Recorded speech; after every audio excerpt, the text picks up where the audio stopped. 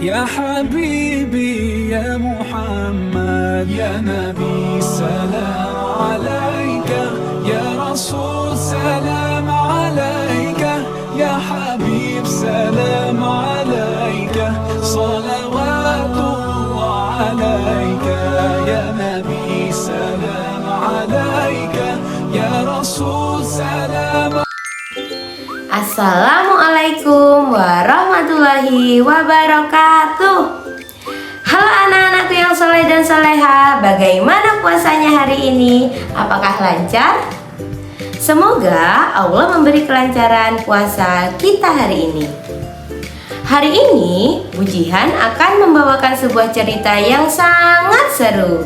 Cerita hari ini berjudul Hamzah dan Pohon Buah Jeruk Pak Haji. Penasaran kan? Yuk duduk yang rapi dan kita mulai ceritanya.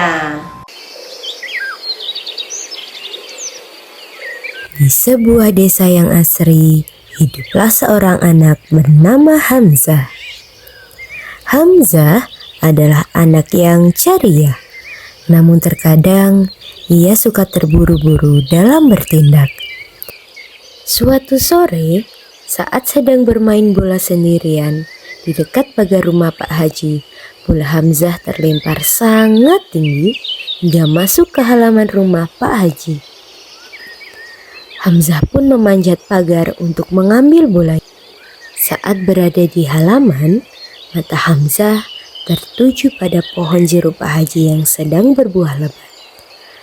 Ada satu jeruk yang besar, kuning ranum dan terlihat sangat manis jatuh di dekat kakinya. Wah, pasti enak sekali jeruk ini. Perutnya mendadak lapar. Ia menoleh ke kanan dan ke kiri. Sepertinya tidak ada orang. Pak Haji biasanya sedang berada di masjid jam segini. Hamzah mengambil jeruk itu. Tangannya sudah bersiap untuk mengupas kulitnya. Namun, tiba-tiba ia teringat perkataan ibunya tadi pagi. Hamzah, Allah Maha melihat. Dimanapun kita berada, meskipun tidak ada orang yang melihat, Allah tetap tahu apa yang kita lakukan. Hamzah terdiam, jantungnya berdegup kencang. Ia meletakkan kembali jeruk itu di bawah pohon.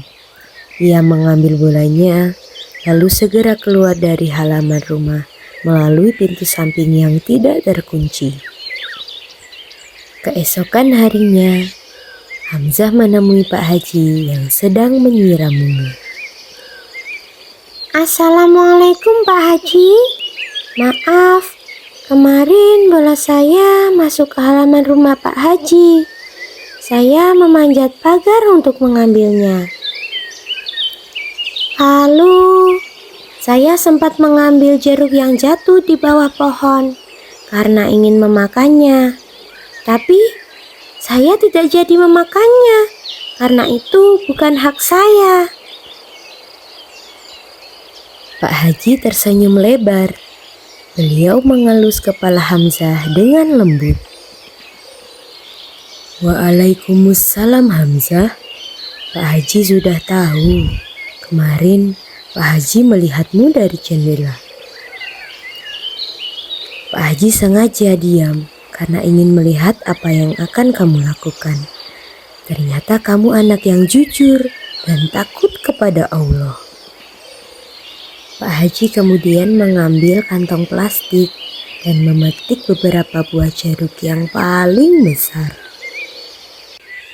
Ini hadiah untukmu karena kamu sudah jujur dan menjaga amanah. Rasulullah sangat mencintai orang yang jujur.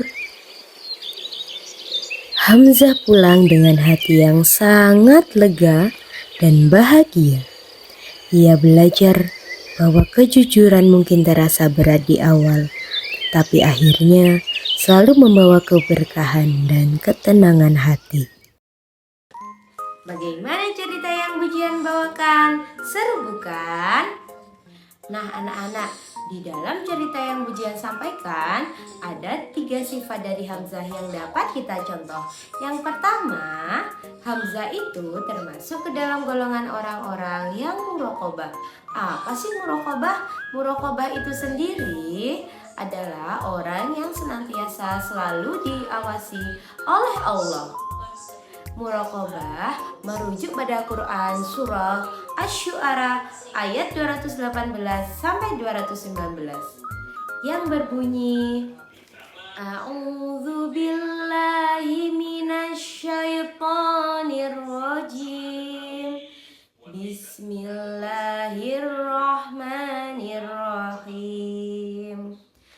Allazi yaraka hina taqum wa taqallubaka fis sajidin.